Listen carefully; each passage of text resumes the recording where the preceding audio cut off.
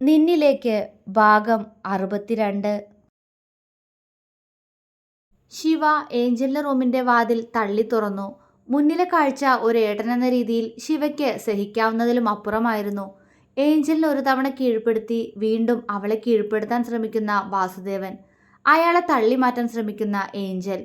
അവളുടെ ശരീരത്തിൽ നേരത്തെ ഉണ്ടായിരുന്ന ഷീറ്റ് പോലും ഇപ്പോഴില്ല. ശിവയ്ക്ക് താൻ ഈ നിമിഷം മരിച്ചു പോയിരുന്നെങ്കിൽ നന്നായിരുന്നുവെന്ന് തോന്നിപ്പോയി. വയ്യല്ലോ ഇതൊന്നും കാണാൻ. അവൻ്റെ കണ്ണുകൾ നിറയുന്നുണ്ടായിരുന്നു. പക്ഷേ തൻ്റെ അനിയത്തിയുടെ ശരീരത്തിൽ തൊടാൻ ശ്രമിക്കുന്ന വാസുദേവനെ കണ്ട് അവൻ്റെ മുഖം വലിഞ്ഞു മുറുകി. ഡാ! ശിവ അലറി. വാസുദേവൻ ഞെട്ടലോടെ പുറകിലേക്ക് തിരിഞ്ഞു നോക്കി. കണ്ണിൽ തന്നെ ചുട്ടരിക്കാൻ പോകുന്ന അഗ്നിയുമായി നിൽക്കുന്ന ശിവ. വാസുദേവൻ നടുങ്ങിപ്പോയി. ശിവയെ ആ സമയം അവിടെ അയാൾ പ്രതീക്ഷിച്ചിരുന്നില്ല. വെപ്രാളത്തോടെ അയാൾ നിലത്തുനിന്നും അയാളുടെ ഉടുമുണ്ട് വലിച്ചെടുത്ത് ഉടുത്തു. ശിവ അയാളെ അറപ്പോടെ നോക്കി. നീ എന്തെവിടെ? അയാൾ ചോദിച്ചു. പക്ഷേ അടുത്ത നിമിഷം ശിവ പാഞ്ഞു ചെന്ന് അയാളുടെ മുഖം നോക്കി ചവിട്ടിയിരുന്നു. അയാൾ നിലത്തേക്ക് വീണുപോയി. ശിവ അയാൾക്ക് നേരെ വീണ്ടും കാലുയർത്തിയപ്പോഴാണ് മുന്നിൽ പ്രതീക്ഷിക്കാതെ ശിവയെ കണ്ട ഞെട്ടലിൽ തൻ്റെ ദേഹം പോലും മറയ്ക്കാതെ നഗ്നയായി ശില പോലെ നിൽക്കുന്ന ഏഞ്ചലിനെ അവൻ കണ്ടത്. പെട്ടെന്ന് ബോധം വന്നതുപോലെ അവൻ ബെഡിൽ നിന്നും ഷീറ്റെടുത്ത് അവളുടെ ദേഹത്തേക്കിട്ടു. ഏഞ്ചൽ അവൻ്റെ മുഖത്തേക്ക് ഒന്ന് നോക്കി. ഏഞ്ചൽ മോളെ, എന്തൊക്കെയാടി ഇത്? അവൻ കണ്ണു നിറച്ചുകൊണ്ട് അവളോട് ചോദിച്ചു. ഏഞ്ചൽ അപ്പോഴും ചലനമില്ലാതെ അവനെ നോക്കി നിൽക്കുകയാണ്. ഏഞ്ചൽ! ശിവ അവളെ കുലുക്കി വിളിച്ചു. അവൾ ഏതോ സ്വപ്നലോകത്തിൽ നിന്നെന്ന പോലെ അവനെ ഞെട്ടലോടെ നോക്കി. ഏഞ്ചൽ, ഏട്ടനാ മോളെ. അവൻ അവളുടെ കവിളിൽ തട്ടി. അവളുടെ കവിളിൽ മൊത്തം അടിച്ച പാടാണ്. ചുണ്ടുകൾ പൊട്ടിയിരിക്കുന്നു. ശിവ ആകെ തളർന്നു പോയിരുന്നു. മോളെ! അവൻ വിങ്ങലോടെ വിളിച്ചു. ശിവ! അവൾ ഏതോ ലോകത്തിൽ നിന്നെന്ന പോലെ വിളി കേട്ടു. ശിവയൊന്ന് തേങ്ങിപ്പോയി. മാനസിക നില തെറ്റിയതുപോലെ അവനെ സൂക്ഷിച്ചു നോക്കുകയാണ് ഏഞ്ചൽ. മോളെ, എന്താ? ഏട്ടനാടാ. അവൻ വീണ്ടും അവളുടെ കവിളിൽ തട്ടി. ഏഞ്ചൽ അവനെ തുറിച്ചു നോക്കി. അടുത്ത നിമിഷം അവളുടെ കണ്ണുകൾ നിറഞ്ഞൊഴുകി.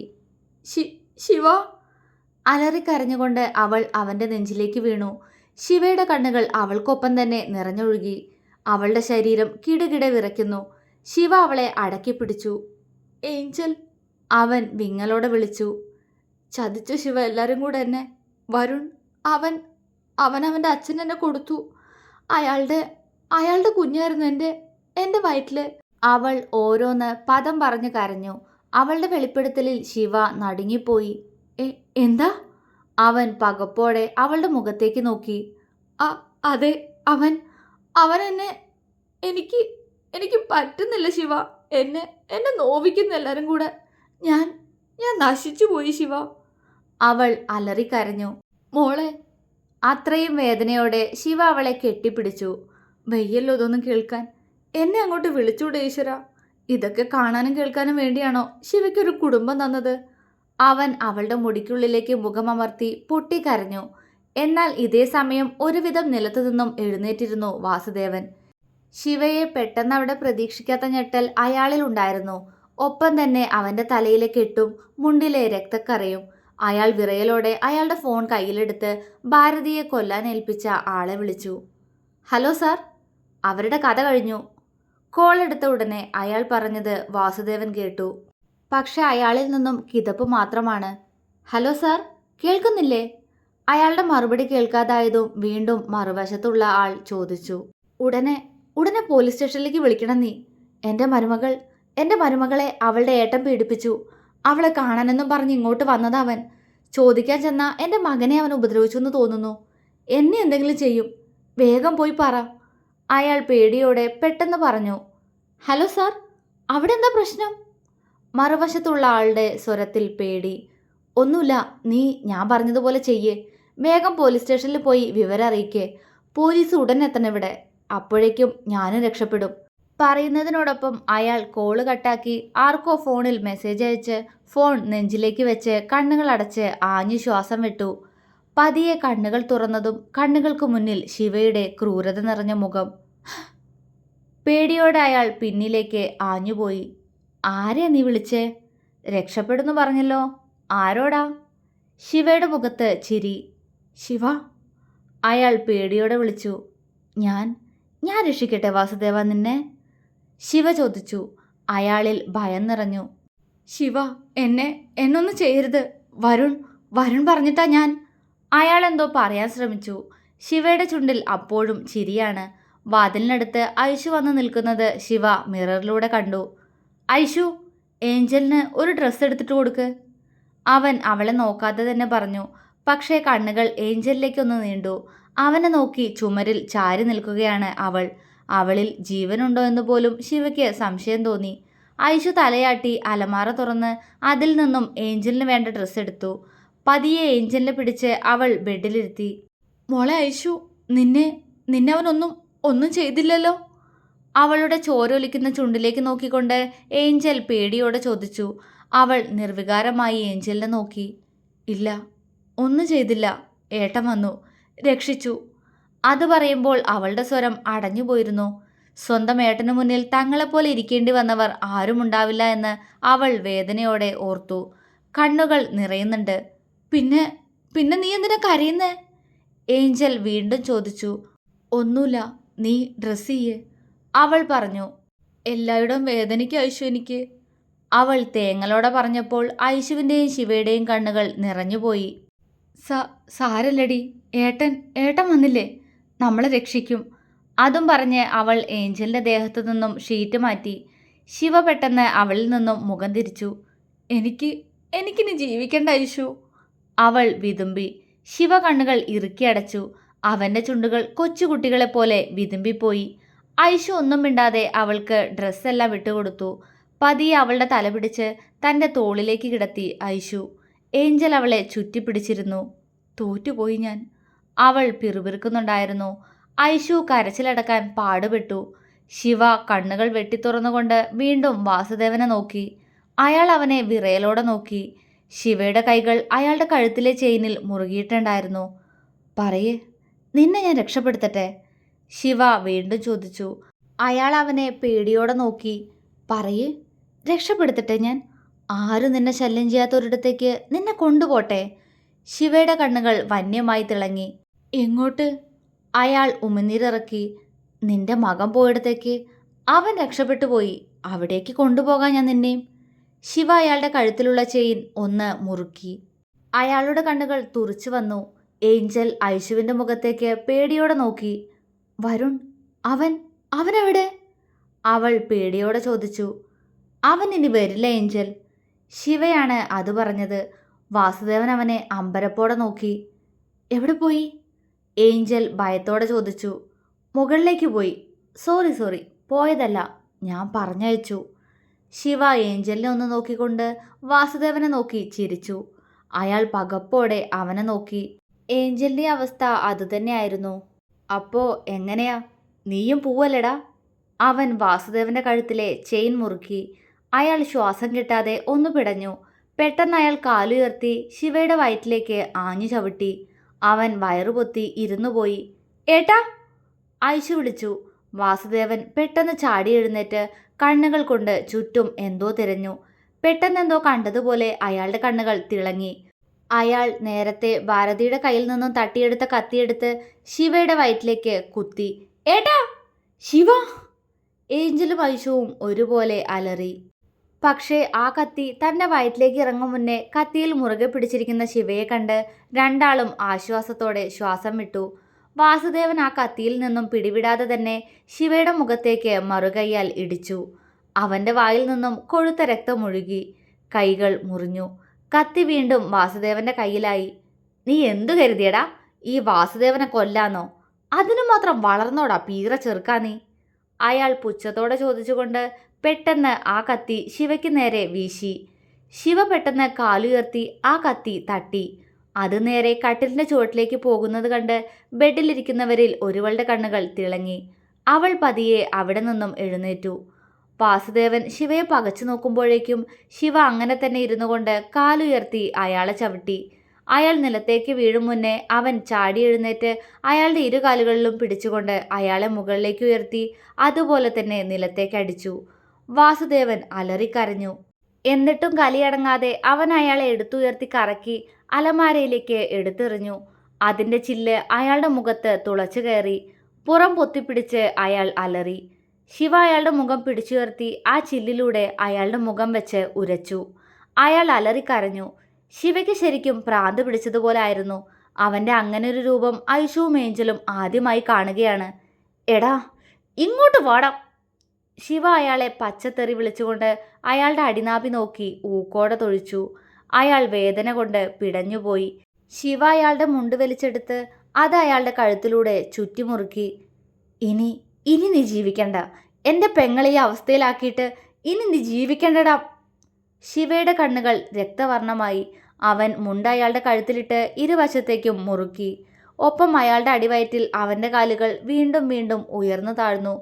കാലുകൾക്കിടയിലൂടെ രക്തം വരുന്നത് കണ്ട് ഏഞ്ചൽ ചിരിച്ചു. ഐഷു കണ്ണുകൾ ഇറുക്കിയടച്ചു. അയാളുടെ കണ്ണുകൾ മേൽപോട്ട് മറിഞ്ഞു.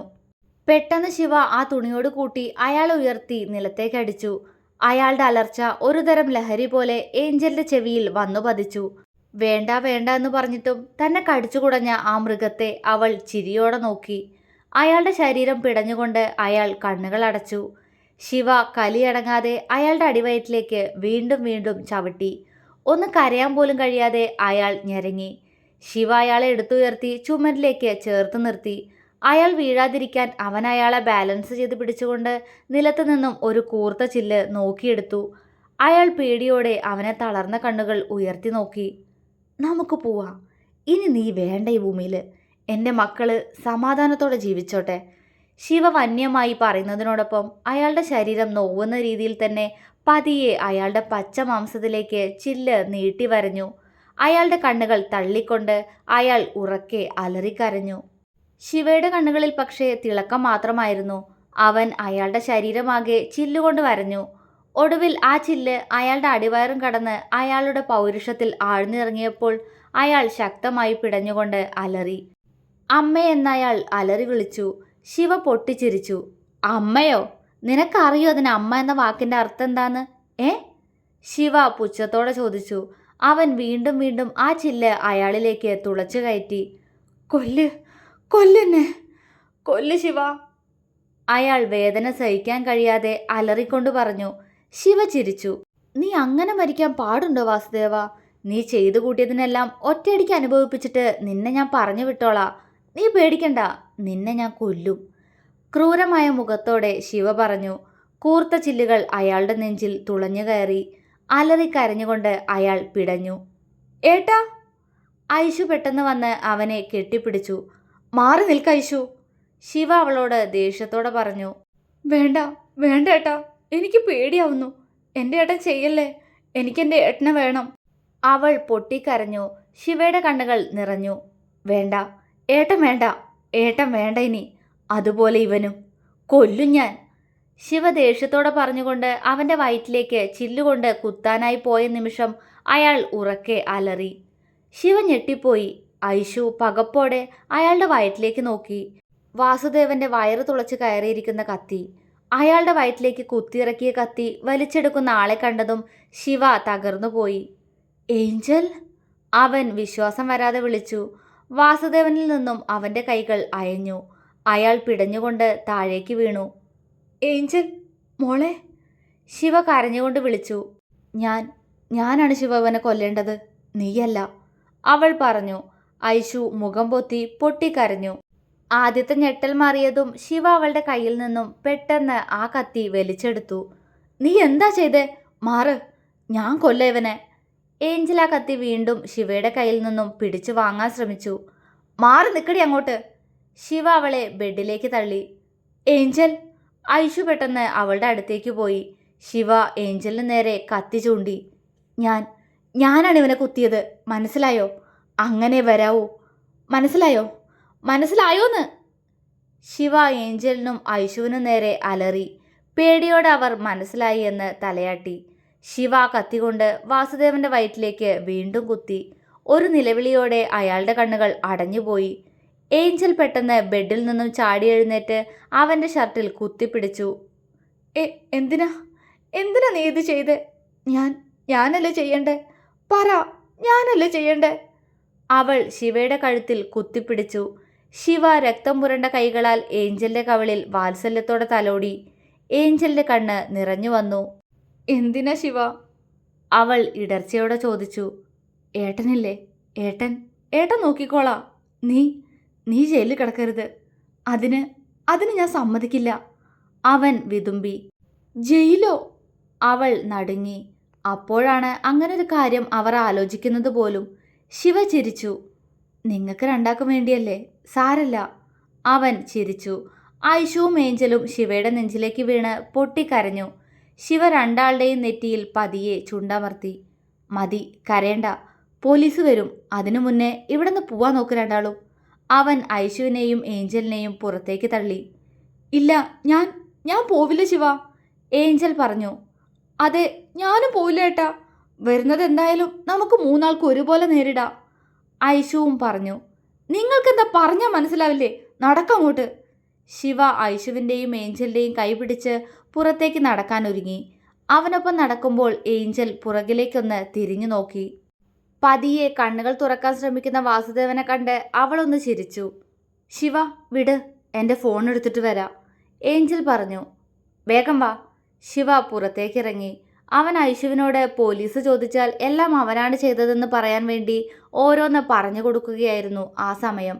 ഡോറിന് പുറത്ത് അല്പം നീങ്ങി നിന്നുകൊണ്ടാണ് അവരുടെ സംസാരം. വാസുദേവൻ പതിയെ വേദനയോടെ എഴുന്നേറ്റു. ഏഞ്ചൽ അയാളെ നോക്കി ചിരിച്ചു. അയാളുടെ കണ്ണുകളിൽ മരണവേദനയ്ക്കിടയിലും പക നിറയുന്നത് അവൾ വ്യക്തമായി കണ്ടു. അവൾ അയാളെ നോക്കി പുഞ്ചിരിച്ചുകൊണ്ട് അയാൾക്കടുത്തേക്ക് നടന്നു. അയാൾ പതിയെ അലമാരയിൽ പിടിച്ച് എഴുന്നേറ്റ് നിന്നു. ഒപ്പം നിലത്തു നിന്നും ഒരു കൂർത്ത ചില്ലും വലിച്ചെടുത്തു. ഏഞ്ചലിന്റെ കണ്ണുകൾ നിറഞ്ഞു.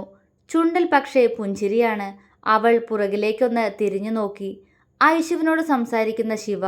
അവൾ വാസുദേവന്റെ മുന്നിലായി വന്നു നിന്നു. ഫോൺ കിട്ടിയില്ല ഏഞ്ചൽ? അതേ നിമിഷം തന്നെ ശിവ പുറകിലേക്ക് തിരിഞ്ഞു നോക്കി. മരിച്ചു എന്ന് കരുതിയ വാസുദേവൻ അലമാരയിൽ പിടിച്ച് കിതച്ചു നിൽക്കുന്നത് കണ്ട് ശിവയും ഐഷുവും ഞെട്ടിപ്പോയി. പക്ഷേ അയാൾക്കടുത്ത് നിൽക്കുന്ന ഏഞ്ചലിനെ കണ്ടാണ് ശിവ ശരിക്കും പകച്ചത്. ഏഞ്ചൽ! ശിവ ഉറക്കെ വിളിച്ചുകൊണ്ട് അവൾക്കടുത്തേക്ക് ഓടി. നമുക്ക് ഒരുമിച്ച് പോവാം മോളെ, വാസുദേവൻ അവളോട് പറഞ്ഞു. ഏഞ്ചൽ ചിരിച്ചു. ഒപ്പം അയാളുടെ കയ്യിലുണ്ടായിരുന്ന ചില്ല് ഏഞ്ചലിന്റെ വയർ തുളച്ചു കയറി. അവൾ അലറി. ശിവയുടെ കാലുകൾ നിശ്ചലമായി. ഏഞ്ചൽ! അവൻ പകപ്പോടെ വിളിച്ചു. അപ്പോഴേക്കും വാസുദേവൻ ആ ചില്ല് വലിച്ചെടുത്ത് അവളുടെ വയറ്റിലേക്ക് വീണ്ടും കുത്തിയിറക്കിയിരുന്നു. അവൾ ഉറക്കെ കരഞ്ഞു. അയാൾ അവളുടെ പിടിവിട്ടുകൊണ്ട് നിലത്തേക്ക് വീണുപോയി. ഏഞ്ചൽ! ശിവ അലറിക്കൊണ്ട് അവളെ താങ്ങി പിടിച്ചു. ഐശുവിൻ്റെ കണ്ണുകൾ നിറഞ്ഞൊഴുകി. ഏഞ്ചൽ, നീ നീ എന്താ മോളെ കാണിച്ചേ? ശിവ പൊട്ടിക്കരഞ്ഞു. ഏട്ടാ! ആദ്യമായി ഏഞ്ചൽ അവനെ വിളിച്ചു. അയ്യോ ഏട്ടൻ്റെ പൊന്നു മോളെ! ശിവ അവളെ നെഞ്ചോട് ചേർത്ത് അലറിക്കരഞ്ഞു. ഏഞ്ചൽ! ഐഷു തളർച്ചയോടെ അവളുടെ കാൽച്ചുവട്ടിലേക്ക് വീണു. ഏട്ടാ! ഏഞ്ചൽ പിടഞ്ഞുകൊണ്ട് ശിവയെ വിളിച്ചു. മോളെ ഏഞ്ചൽ, എന്താടീ കാണിച്ചേ? ഇതിനു വേണ്ടിയാണോ ഏട്ടൻ ഇതൊക്കെ ചെയ്തേ? അവൻ അവളെ നോക്കി വിങ്ങി. ഏഞ്ചൽ! ഐഷുവും അവളെ വിളിച്ച് കരയുന്നുണ്ട്. ഏഞ്ചൽ കണ്ണുകൾ മേൽപോട്ട് മറിഞ്ഞുകൊണ്ട് ഒന്ന് പിടഞ്ഞു. അയ്യോ ഏഞ്ചൽ!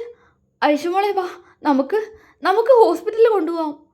ശിവ അവൻ്റെ കണ്ണുകൾ കൈയിൻ്റെ പുറം വെച്ച് തുടച്ചുകൊണ്ട് ഐഷുവിനോട് പറഞ്ഞു. ഐഷു പേടിയോടെ തലയാട്ടി. ശിവ ഏഞ്ചലിനെ വാരിയെടുക്കാൻ ശ്രമിച്ചു. വേണ്ട വേണ്ട ഏട്ടാ, ഞാൻ രക്ഷപ്പെടില്ല, വേണ്ട. ഏഞ്ചൽ ശ്വാസം മുകളിലേക്ക് അതിശക്തമായി വലിച്ചു. ശിവയുടെ കണ്ണുകൾ ഇനി ഒരിക്കലും തോരാത്തമാം വിധം നിറഞ്ഞുപോയി. അങ്ങനെ പറയല്ലടാ, ഏട്ടനില്ലേ, നമുക്ക് പോവാ ഏഞ്ചൽ. അവൻ അവളെ കോരിയെടുത്തു. ഏട്ടാ, ഞാൻ പറയുന്നത് കേൾക്കൊന്ന്. അവളുടെ കണ്ണുകൾ അടഞ്ഞു പോവാൻ തുടങ്ങി. ഏഞ്ചൽ മോളെ, ഏട്ടൻ പേടിയാവുന്നു. അയ്യോ, ചോര നിൽക്കുന്നില്ലല്ലോ. അവൻ അവളുടെ വയറ്റിൽ നിന്നും പുറത്തേക്കൊഴുകുന്ന രക്തം കണ്ട് പേടിയോടെ പറഞ്ഞു. അവൻ്റെ ശരീരത്തിലും അവളുടെ രക്തം പടർന്നിട്ടുണ്ട്. കരയല്ലേ, കരയല്ലേ ഏട്ടാ, ഏഞ്ചൽ പറഞ്ഞു. ഏഞ്ചൽ, നീ ഇതെന്തൊക്കെയാ? വാടി, നമുക്ക് ഹോസ്പിറ്റലിൽ പോവാം. ഐഷു അവളുടെ കയ്യിൽ മുഖം അമർത്തി പൊട്ടിക്കരഞ്ഞുകൊണ്ട് പറഞ്ഞു. ഏഞ്ചൽ അവളെ നോക്കിയൊന്ന് ചിരിച്ചു. ഏഞ്ചലിൻ്റെ ശ്വാസഗതി കൂടുതൽ ഉയർന്നു. ഏഞ്ചൽ! ശിവ കരഞ്ഞുകൊണ്ട് വിളിച്ചു.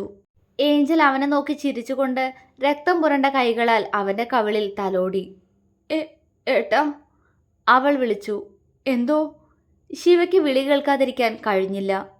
ഞാൻ പോകും. പോകും കേട്ടോ, എന്നെ വെറുക്കല്ലേ, അവൾ മരണവെപ്രാളത്തോടെ പറഞ്ഞു. ഇല്ല, നിനക്കൊന്നും സംഭവിക്കില്ല ഏഞ്ചൽ. ഹോസ്പിറ്റലിൽ പോവാടാ. ഏട്ടൻ പറയുന്നത് കേൾക്ക്. അവൻ കവിളിലിരിക്കുന്ന അവളുടെ കൈകൾക്ക് മുകളിൽ കൈയമർത്തി. ഇല്ല, ഞാൻ മരിക്കും. എനിക്കറിയാം. അതിനുവേണ്ടി തന്നെയാ ഞാൻ ഇങ്ങനെ. അമ്മ, ഏഞ്ചൽ പിടഞ്ഞുകൊണ്ട് പറഞ്ഞു. ഏഞ്ചൽ! ശിവ പൊട്ടിക്കരഞ്ഞു. കരയണ്ട. ഈ ജന്മം നിന്റെ സ്നേഹം ഞാൻ മനസ്സിലാക്കില്ല. പക്ഷേ ഇനിയൊരു ജന്മമുണ്ടെങ്കിൽ ഞാൻ നിന്റെ അനിയത്തിയായിട്ട് തന്നെ ജനിക്കും ഏട്ടാ. ഇതുവരെ തരാതിരുന്ന സ്നേഹമെല്ലാം അന്ന് തന്നു തീർക്കും ഞാൻ. അമ്മ!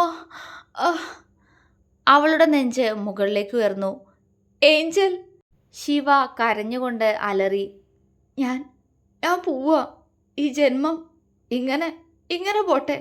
എനിക്ക് ഭാഗ്യമില്ലാതെ പോയി ഈ സ്നേഹം അനുഭവിക്കാൻ. അവളുടെ കണ്ണുകൾ നിറഞ്ഞൊഴുകി. ഞാൻ സ്നേഹിച്ചിരുന്നല്ലോ മോളെ നിന്നെ. എൻ്റെ അനിയത്തിയല്ലേ നീ. ഏട്ടനെ സ്നേഹിക്കാതിരിക്കാൻ കഴിയോ? അവൻ അവളുടെ കൈ പിടിച്ചെടുത്ത് അതിൽ ചുംബിച്ചു. അവൾ ചിരിച്ചു. അറിയാം. പക്ഷേ എനിക്ക് സ്നേഹിക്കാൻ പറ്റിയില്ലല്ലോ. ഐഷു, ഇവളായിരുന്നു ശരി. ഞാനൊരു തെറ്റായിരുന്നു. അവൾ ഐഷുവിൻ്റെ കൈ കൂട്ടിപ്പിടിച്ചു. ഏഞ്ചൽ, നീ എന്തൊക്കെയാടി പറയുന്നേ? ഐഷു പൊട്ടിക്കരഞ്ഞുപോയി. ശിവ പെട്ടെന്ന് ബോധം വന്നതുപോലെ അവളെ കൈകളിൽ കോരിയെടുത്ത് താഴേക്ക് നടന്നു. നിനക്കൊന്നും സംഭവിക്കില്ല ഏഞ്ചൽ. ഏട്ടനുണ്ട്. പേടിക്കണ്ടാട്ടോ, ഏട്ടനുണ്ട്. അവൻ ഒരു ഭ്രാന്തനെ പോലെ പുലമ്പിക്കൊണ്ട് അവളുമായി സ്റ്റെയർ ഇറങ്ങാൻ തുടങ്ങി. അവൾ പെട്ടെന്ന് അവൻ്റെ മുഖം പിടിച്ചു താഴ്ത്തി. ശിവ അവളെ നോക്കി. അവൾ പെട്ടെന്ന് അവളുടെ ചുണ്ടുകളാൽ അവൻ്റെ കവിളിൽ ചുംബിച്ചു. ആദ്യമായി. ശിവയുടെ ചുണ്ടുകൾ വിതുമ്പിപ്പോയി. ഏഞ്ചൽ! അവൻ തേങ്ങലോടെ വിളിച്ചു. മതി, നിൽക്ക്, ഓടണ്ട. എനിക്കൊരു കാര്യം കൂടി. നിൽക്കേട്ടാ, ഇനി എനിക്ക് പറയാൻ പറ്റില്ല. എനിക്ക് ഉറക്കം വരുന്നു. അവൾ ശിവയുടെ ഷർട്ടിൽ കുത്തിപ്പിടിച്ചു. അപ്പോഴേക്കും അവർ ഹാളിലെത്തിയിരുന്നു. മോളെ, നമുക്കിപ്പോൾ സംസാരിക്കണ്ട. ശിവ അവൻ്റെ കണ്ണുനീർ ഷർട്ടിൽ തുടച്ചു. നിൽക്ക്, ഇനി ഓടണ്ട ഏട്ടാ. ഞാൻ പോവാ. അമ്മ! അവളുടെ മാറിടം ശക്തമായി ഉയർന്നു. ഏഞ്ചൽ! ശിവയും ഐഷുവും ഒരുപോലെ വിളിച്ചു. ഏട്ടാ, ഐഷു, പോവുക ഞാൻ. ഇനിയൊരു ജന്മമുണ്ടെങ്കിൽ ഞാൻ ഈ ഏട്ടൻ്റെ അനിയത്തിയായി തന്നെ ജനിക്കും. വാക്ക്. അവളുടെ നെഞ്ച് മേൽപോട്ടുയർന്നു. ശക്തമായി അവളൊന്ന് പിടഞ്ഞു. ഏട്ടാ! അവസാനമായി ആ വിളിയോടെ ഏഞ്ചലിൻ്റെ ശ്വാസം എന്നേക്കുമായി നിലച്ചുപോയി. ശിവ വിറങ്ങലിച്ച് നിന്നുപോയി. ഏഞ്ചൽ! അവൻ അവളെ തട്ടി വിളിച്ചു. ഇല്ല, അനങ്ങുന്നില്ല. ശിവ പതിയെ അവളെ നിലത്തേക്ക് കിടത്തി. ഏഞ്ചൽ! ഐഷു! ഏഞ്ചൽ വിളി കേൾക്കുന്നില്ല ഐഷു. ശിവ നിറഞ്ഞൊഴുകുന്ന കണ്ണുകളാൽ ഒരു ഭ്രാന്തനെ പോലെ ഐഷുവിനോട് പറഞ്ഞു. അവള് പോയി ഏട്ടാ. ഐഷു പൊട്ടിക്കരഞ്ഞുപോയി. ശിവയുടെ ശരീരം ഒന്ന് വിറച്ചു. പോവേ? എങ്ങോട്ട്? നിനക്ക് എന്താ ഐഷു? അവൾ എവിടെയും പോവില്ല. വിളിക്ക് ഐഷു. ഏഞ്ചലിനെ വിളിക്ക്. നീ വിളിച്ച അവൾ ഉണരും. വിളിക്ക് ഐഷു. അയ്യോ! ശിവ അലറി കരഞ്ഞുപോയി. ഉറക്കെ. ഏഞ്ചൽ മോളെ, എഴുന്നേക്കടി. ഐഷു, വിളിക്ക് ഐഷു. ശിവ കരഞ്ഞുകൊണ്ട് ഐഷുവിനെ പിടിച്ചു കുലുക്കി. അവൾ പെട്ടെന്ന് ശിവയെ കെട്ടിപ്പിടിച്ചു. അവൾ പോയി ഏട്ടാ, നമ്മളെ വിട്ടുപോയി. ഇനി വരില്ല. അതും പറഞ്ഞ് ഐഷുവും കരയാൻ തുടങ്ങി. ശിവ അവളെ കെട്ടിപ്പിടിച്ച് പൊട്ടിക്കരഞ്ഞു. അയ്യോ, എനിക്ക് താങ്ങാൻ കഴിയുന്നില്ല ഐഷു. ഏട്ടൻ മരിച്ചു പോടി. അമ്മ! മോളെ ഏഞ്ചൽ! ശിവ അലറി കരഞ്ഞുകൊണ്ട് അവളെ വിളിച്ചു. പുറത്ത് പോലീസ് വാഹനം വന്നു നിൽക്കുന്നത് ഐഷു അറിഞ്ഞു. അവൾ പേടിയോടെ ഒരു മൂലയിലേക്ക് ഒതുങ്ങിയിരുന്നു. ശിവ പക്ഷേ ഒന്നും അറിഞ്ഞിരുന്നില്ല. അവൻ ചുമരിലേക്ക് ചാരിയിരുന്ന് ഏഞ്ചൽ എന്ന് വിളിച്ചു പുലമ്പി. നേരം മുന്നോട്ടു പോകവേ സാഗറും മിതുവും പാർവതിയും എല്ലാവരും വാർത്ത അറിഞ്ഞു. പോലീസ് ശിവയെ പിടിച്ച് മുകളിലേക്ക് നടന്നു. അവൻ കൊന്നവരുടെ മൃതദേഹവും ആയുധങ്ങളും അവനു മുന്നിൽ വെച്ച് തന്നെ പോലീസ് കണ്ടെടുത്തു. സാഗറും പാർവതിയും വാർത്ത അറിഞ്ഞ് തകർന്നുപോയി. പാർവതി അപ്പോൾ തന്നെ ബോധം കെട്ടു വീണു. ഏഞ്ചൽ ഇനിയില്ല എന്നും തൻ്റെ മകൻ അവന്മാരെ കൊന്നുവെന്നും വിശ്വസിക്കാൻ ആ അമ്മയ്ക്ക് കഴിഞ്ഞില്ല. ബോധം തെളിഞ്ഞപ്പോൾ മക്കളെ കാണണമെന്ന് അലറിക്കരഞ്ഞ അവരെയും കൊണ്ട് ഉള്ളിലെ സങ്കടം പുറത്തേക്ക് ഒഴുക്കാൻ കഴിയാതെ അവരെയും ചേർത്ത് പിടിച്ച് സാഗർ കാറിലേക്ക് കയറി. അവർ അവിടെ എത്തുമ്പോഴേക്കും പത്രക്കാരും ചാനലുകാരും എല്ലാം അവിടെ മാകെ വളഞ്ഞിരുന്നു. ഐഷുവിനെ പോലീസ് ചോദ്യം ചെയ്തെങ്കിലും അപ്പോഴേക്കും അവളാകെ വല്ലാത്തൊരവസ്ഥയിലെത്തിയിരുന്നു. ആരാണ് ചുറ്റുമുള്ളത് എന്ന് പോലും ബോധമില്ലാത്ത അവസ്ഥ. ഒരു ദിവസം കൊണ്ട് അനുഭവിച്ച കാര്യങ്ങൾ അവളെ അത്രമാത്രം തളർത്തിയിരുന്നു. പക്ഷേ പുറത്തു തന്നെ നോക്കി കണ്ണു നിറച്ചുകൊണ്ട് നിൽക്കുന്ന മിതുവിനെ അവൾക്ക് മനസ്സിലായി. അടുത്ത നിമിഷം അവൾ അവനടുത്തേക്ക് ഓടിപ്പോയി അവനെ കെട്ടിപ്പിടിച്ച് അവൻ്റെ നെഞ്ചിലേക്ക് ചാഞ്ഞു. മിതു കരഞ്ഞുകൊണ്ട് അവളെ കെട്ടിപ്പിടിച്ചു. ഹാളിൽ കിടക്കുന്ന ഏഞ്ചലിൻ്റെ ജീവനില്ലാത്ത ശരീരത്തിലേക്ക് മിതു വേദനയോടെ നോക്കി. ഇതിനാണോ ഏഞ്ചൽ നീ അവനെ വിവാഹം കഴിച്ചേ? വിങ്ങലോടെ അവൻ ഏഞ്ചലിനോട് മനസ്സുകൊണ്ട് ചോദിച്ചു. കൈകൾ ഐശുവിനെ പൊതിഞ്ഞു പിടിച്ചു. പക്ഷേ അവൾ കരയുന്നില്ല. അത് കണ്ട് മിതുവിന് പേടി തോന്നി. ഐഷു, അവൻ അവളെ തട്ടി വിളിച്ചു.